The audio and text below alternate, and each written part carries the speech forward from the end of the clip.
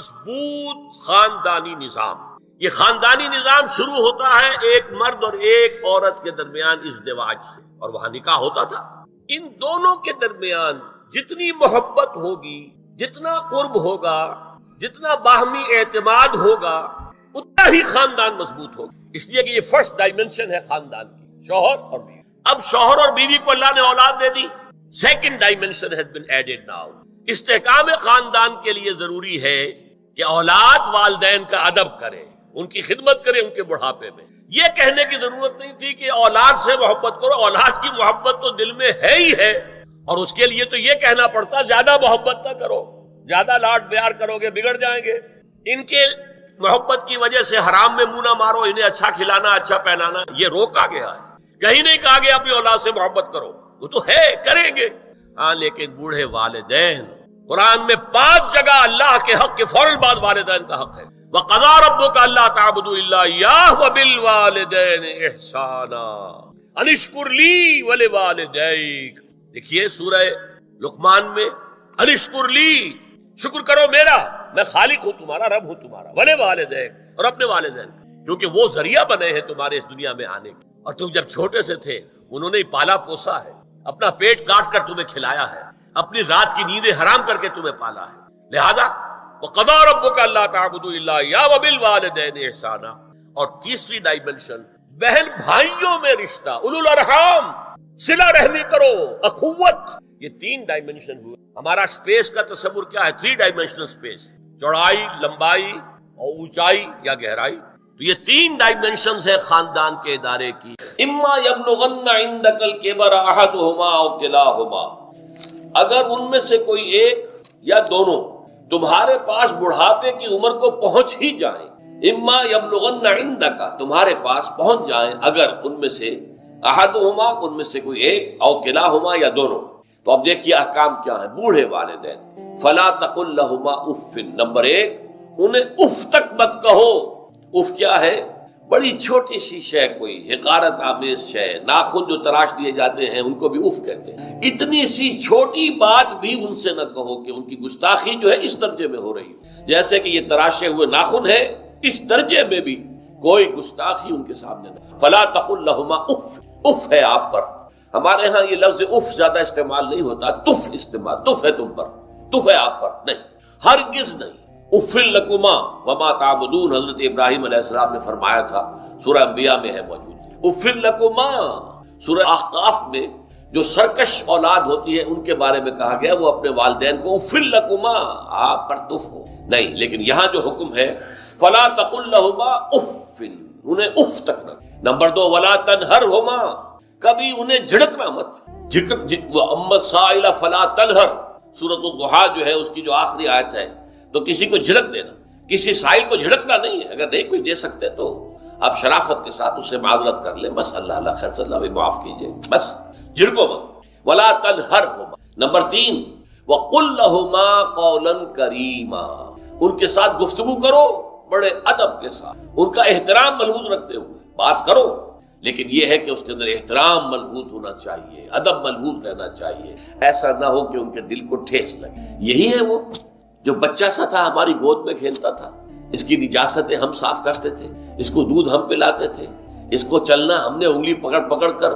آج کل تو خیر اور بہت سی چیزیں ایجاد ہو گئی ہیں، واکرز ہیں اور کیا کیا ہے، لیکن پہلے کیا ہوتا تھا؟ والدین ہی انگلی پکڑ کر چلایا کرتے تھے اور چلانا سکھاتے تھے. آج یہ سینہ تان کر بات کر رہا ہے ہم سے. آج یہ اس طریقے سے جو ہے گستاخانہ انداز اس نے ہمارے سامنے اختیار کیا ہے، وہ دل کو ٹھیس لگے. میں نے اس سے پہلے بھی ایک مرتبہ آپ کو بتایا تھا کہ صرف 2 چیزیں ایسی ہیں جن کو محبت اور تعظیم کے انداز میں دیکھنا بھی عبادت ہے، محض دیکھنا اور کچھ نہیں کر رہے آپ. ایک خانہ کعبہ، محبت بھرے انداز میں آپ بیٹھے ہوئے، صرف نہ آپ طواف کر رہے ہیں، طواف کریں گے تو اور ثواب ہوگا. آپ بیٹھے ہیں صرف اور دیکھ رہے ہیں، اور اس کے اندر احترام ہے، تعظیم ہے. اللہم زد بیتک ھذا تشریفا و تکریما و تعظیما. آج کل جو لوگ، اب تو خیر ٹھیک ہے بات وہاں سے آگے نکل گئی ہے، مینا میں پہنچ گئے ہوں گے لوگ، کل تو حج ہو جائے گا انشاءاللہ. لیکن جو حاجی بھی یہ دعا مسنون ہے کہ جب بھی وہ مسجد حرام کے اندر داخل ہوتا ہے اور پہلی مرتبہ نگاہ پڑتی ہے خانہ کعبہ پر، تو فوراً اللہم رب ھذہ البیت، زد بیتک ھذا تشریفا و تکریما و تعظیما، اے اللہ اپنے اس گھر کو، اس کی عزت، اس کی تکریم، اس کی تعظیم، اس کے اندر اور اضافہ کرتا چلا۔ تو یہ انسان اگر صرف خانہ کعبہ کو بیٹھ کر دیکھتا رہے تب بھی عبادت ہے، ثواب ہے۔ اور اسی طرح بوڑھے والدین کو محبت بھری نگاہ سے دیکھنا، یہ بھی موجب ثواب ہے کہ دل جو ہے ان کو کہیں کوئی آئینہ قلب جو ہے ان کے احساسات کو ٹھیس نہ پہنچے، اس کا لحاظ رکھنا۔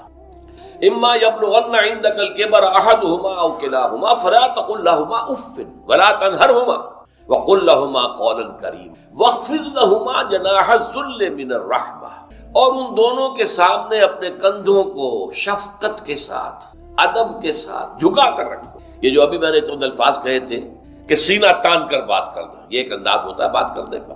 ایک یہ ہے کہ آپ بات کر رہے ہیں والدین سے، والدہ سے، والد سے، لیکن جھکے ہوئے، کندھے جھکائے ہوئے۔ اب یہ بھی دو ہی باتیں ہیں، یا والدین کے سامنے کندھے جھکانے ہیں، یا پھر حضور سے کہا گیا ہے اے نبی آپ اہل ایمان کے لیے وخفض جناحک للمؤمنین، یہ مومن جو ایمان لائے ہیں ہمارے نیک بندے ہم پر، چاہے وہ غریب ہیں، فقیر ہیں، چاہے وہ غلام ہیں، مسکین ہیں، آپ اپنے کندھے ان کے سامنے جھکائیے۔ یہ بہت بڑی بات ہے جو کہی گئی ہے محمد الرسول اللہ صلی اللہ علیہ وسلم۔ آپ ان کے سامنے وخفض جناحک للمؤمنین، اہل ایمان کے لیے اپنے کندھے جھکائیے، جھکا کر ان کا احترام کیجیے۔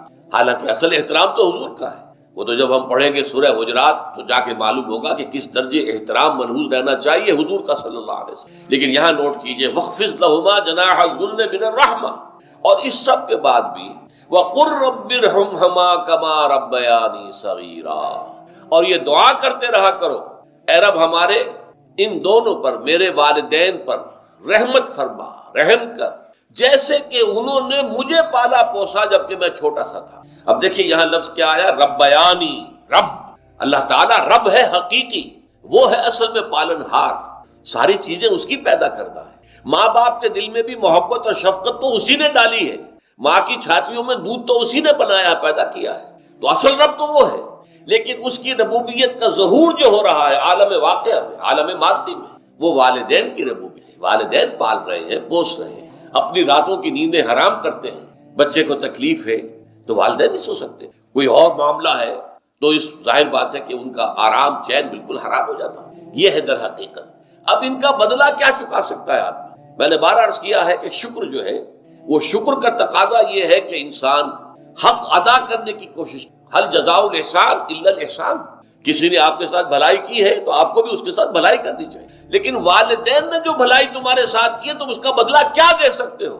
اگر تم نے ان کے بڑھاپے میں خبر گیری کر بھی لی تب بھی وہ بدلہ نہیں ہو سکتا کہ جو انہوں نے تمہارے وجود میں آنے اور تمہارے لیے جو مشقتیں جھیلی ہیں، جو ایثار کیا ہے، جو قربانیاں دی ہیں تمہیں پالنے پوسنے کے لیے، اس کا بدلہ نہیں ہو سکتا۔ اس کا بدلہ ایک ہی ہے، اور وہ کیا ہے؟ اللہ سے دعا کیا کرو وَقُلْ رَبِّ ارْحَمْهُمَا كَمَا رَبَّيَانِي صَغِيرًا، پروردگار ان دونوں پر رحم فرما، رحمت نازل فرما، ان کی مغفرت فرما، ان کے درجات بلند کر، ان کی غلطیوں سے درگزر فرما، ان کے گناہوں کو بخش دے، ان کی غلطیوں سے چشم پوشی اختیار فرما پروردگار۔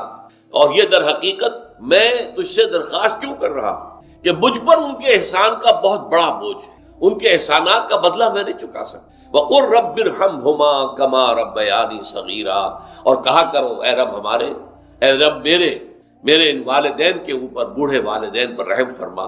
اور ظاہر بات ہے کہ یہ سلسلہ جو ہے یہ صرف زندگی کا نہیں ہے، ان کے انتقال کے بعد بھی رب ارحمہما کما ربیانی صغیرا، رب اغفر لی ولوالدی وارحمہما کما ربیانی صغیرا، یہ آپ کی نمازوں کے ساتھ دعاؤں میں مستقل دعا ہو جانی چاہیے کہ پروردگار مجھے بھی بخشش فرما دے، مجھے بھی بخش دیجو، اور پھر میرے والدین کو بھی بخش دیجو، اور ان پر رحمت نازل کیجو جیسے کہ اس نے مجھے پالا پوسا تھا جبکہ میں چھوٹا سا تھا۔ وَقُلْ رَبِّ ارْحَمْهُمَا كَمَا رَبَّيَانِي صَغِيرًا۔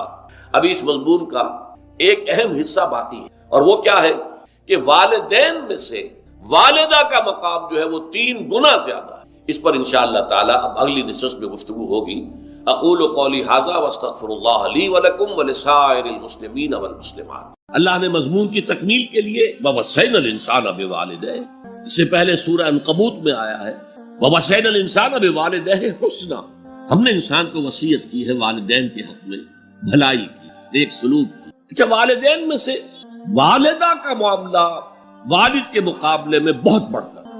والد تو آپ کو معلوم ہے جو بھی ایک تعلق ہوا بیوی سے، اس کے بعد کا جو سارا معاملہ ہے وہ تو ماں کے پیٹ میں، ماں کا خون چوس کر وہ بچہ پل رہا ہے. حملتہ امہ وہنا علی وہن، اسے اٹھائے رکھا اس کی ماں نے کمزوری پر کمزوری جھیل کر. وفصالہ فی عامین، پھر 2 سال تک جوک کی طرح چمٹا رہا ہے اور اس کا دودھ پیتا رہا ہے، اس کی توانائی سٹ کرتا رہا. لہذا والدہ کا حق والد کے مقابلے میں ایک حدیث نبوی کی روح سے 3 گنا ہے. یہ بہت اہم نقطہ ہے. یہ ایک حدیث میں آتا ہے کہ ایک صحابی نے حضور سے پوچھا، حضور میرے حسن سلوک کا اولین مستحق کون ہے؟ فرمایا تیری ماں. کہا ان کے بعد؟ فرمایا تیری ماں. تیسری مرتبہ پوچھا ان کے بعد؟ تیری ماں. چوتھی مرتبہ پوچھا تو کہا تیرا باپ. گویا کہ والدہ کا حق اس کی خدمت، اس کے ساتھ نرمی، کہیں اس کے دل کو ٹھیس نہ پہنچا دینا. اس لیے کہ بڑا سخت قسم کا نفسیاتی معاملہ ہوتا ہے. آپ کو معلوم ہے جب بچے تھے ہم تو اپنے والدین کی محبت کا مرکز تھے. ان کی ساری محبت ہم پر مرکوز تھی.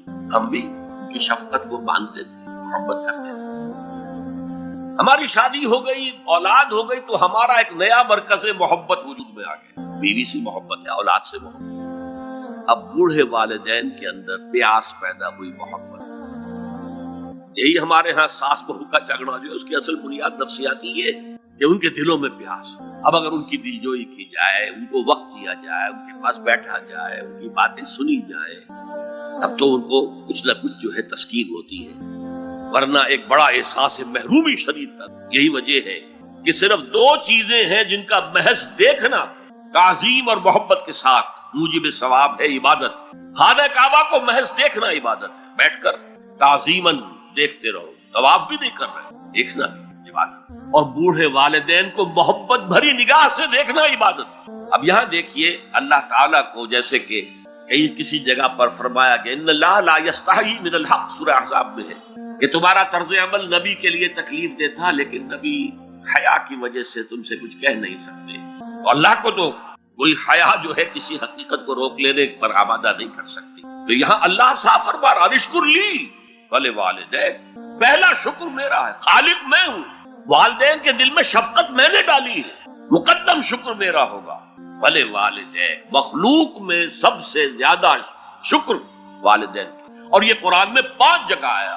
وَقَضَىٰ رَبُّكَ أَلَّا تَعْبُدُوا إِلَّا إِيَّاهُ وَبِالْوَالِدَيْنِ إِحْسَانًا، سورہ بنی اسرائیل، سورہ بقرہ میں ہے، سورہ نساء میں. ان اشکر لی وَلِوَالِدَيْكَ إِلَيَّ الْمَصِيرُ، لوٹنا تو میری طرف ہے، میں حساب لے لوں گا کہ تم نے میرا بھی شکر ادا کیا تھا یا نہیں، اور اپنے والدین کا بھی شکر ادا کیا تھا یا نہیں. اب دیکھیے 2 چیزیں آئیں، ایک شکر اللہ کا اور اس کا تقاضا شرک نہ ہو، ایک شکر والدین کا. اگر یہ دونوں چیزیں ٹکرا جائیں، کس قدر منطقی ربط ہے قرآن مجید کی آیات میں. والدین حکم دے رہے ہیں شرک کرو، کیا کریں؟ آپ کے علم میں ہوگا حضرت سعد ابن ابی وقاص رضی اللہ تعالی عنہ 10 مبشرہ میں نوجوان تھے، ایز اے ٹین ایجر ایمان لائے ہیں حضور. باپ کو فوت ہوئے عرصہ ہو گیا تھا، ماں نے بڑی محبت سے، مال بہت چھوڑ گیا تھا باپ، ناز و نام میں پالا. اب سعد ایمان لے آئے حضور. والدہ نے کہا تم نے اپنے باپ کے دین کو چھوڑ دیا، میں جان دے دوں گی اگر تم اس سے واپس نہ آئے اور اپنے مشرکانہ عقائد کو تم نے دوبارہ اختیار نہ کیا. مرن برت رکھ لیا. اب کیا بیت رہی ہوگی، کس قدر سلیم الفطرت نوجوان تھا سعد، جو نوجوانی میں حضور پر ایمان لایا. لیکن فطرت کے اندر جو چیز مثبت تھی، والدین کا ادب، اللہ جسے اپنی طرف منسوب کر رہا ہے وہ فطرت ہے. اب یہ ٹکرا رہے ہیں، کیا کریں؟ آیت نازل ہوئی، اور یہ آیت سورہ عنکبوت میں بھی ہے، جیسا کہ میں نے بیان کیا کہ نہیں، یہاں اگر وہ تمہیں مجبور کرے، جاہداکا کا لفظ بھی یہاں پہ نوٹ کیجئے، اگر تم سے جہاد کرے. یہ جہاد صرف مسلمان نہیں کرتا، جہاد تو کافر بھی کرتا ہے، مشرک بھی کرتا ہے، لیکن جہاد ہے، مجبور کر رہے ہیں، پریس کر رہے ہیں کہ اپنے آبائی دین میں واپس آ جائے. مصعب بن عمیر کو برہنہ مادرزاد کر کے چچا نے نکال دیا. نہایت ناز و نام میں پلا ہوا ایک نوجوان. نہرو جی کے بارے میں کہا جاتا ہے ان کے کپڑے پیرس سے سل کر آتے تھے، ان کا 200 درہم کا جوڑا شام سے تیار ہو کر آتا تھا.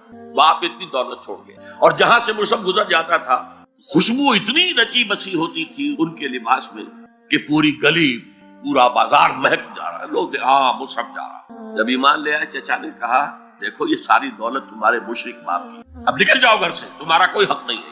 اٹھ کر چلنے لگے تو کہا یہ کپڑے جو تمہارے جسم پر ہیں وہ بھی اسی مشرک باپ کے، اتار دو. مادر ذات برہنہ ہو کر ماں کے پاس آئے، انہوں نے آنکھوں پر ہاتھ رکھے، وہ سب کیا ہوا ہے؟ کہا ماں میں موحد ہوں، یہ ہے توحید۔ موحد اپنے آپ کو سمجھنا کچھ اور ہے، زندہ قوت تھی زمانے میں یہ توحید کبھی، اور اب کیا ہے؟ فقط ایک مسئلہ علم کلام۔ وَإِن جَاهَدَاكَ عَلَىٰ أَن تُشْرِكَ بِي مَا لَيْسَ لَكَ بِهِ عِلْمٌ فَلَا تُطِعْهُمَا۔ اچھا یہ دو انداز آتے ہیں شرک کے بارے میں، مَا لَيْسَ لَكَ بِهِ علم، تمہارے پاس کوئی علم نہیں ہے ان ہستیوں کے بارے میں جن کے بارے میں کہا جاتا ہے کہ وہ خدا کی شریک ہے۔ عقل جو ہے یہ عقل انسانی تسلیم نہیں کرتی کہ ایک ہی ارادہ ہے، ایک ہی اسکیم ہے، ایک ہی حکمت ہے، ایک ہی پلان ہے جو پوری کائنات کو اپنے احاطے میں لیے ہوئے۔ یا کہا جاتا ہے ما لم ينزل به سلطانا، کسی ایسی ہستی کو شریک نہ کرو جس کے لیے اللہ نے کوئی سند نہیں اتاری۔ اللہ اگر کہتا میرے ساتھ یہ بھی شریک ہے تو ٹھیک ہے، ہم اللہ کو سجدہ کرتے ہیں، اس کو بھی کر دیتے ہیں، جیسے کہ حضور سے کہلوایا گیا ان کان للرحمن ولد فانا اول العابدین، اگر رحمان کا کوئی بیٹا ہوتا سب سے پہلے میں عبادت کرتا ہوں۔ کوئی نہیں ہے، نہ بیٹا ہے نہ بیٹی ہے۔ قل هو اللہ احد اللہ الصمد لم یلد ولم یولد ولم یکن له کفوا احد۔ تو فرمایا وَإِن جَاهَدَاكَ عَلَىٰ أَن تُشْرِكَ بِي مَا لَيْسَ لَكَ بِهِ عِلْمٌ فَلَا تُطِعْهُمَا، لیکن یہی توازن دیکھیے، یہ صرف اللہ کے کلام میں ہو سکتا ہے، یہ نہیں کہ پھر ان کو دفاع کرو، ان سے کوئی تعلق نہ رکھو، نہیں۔ صاحبهما فی الدنیا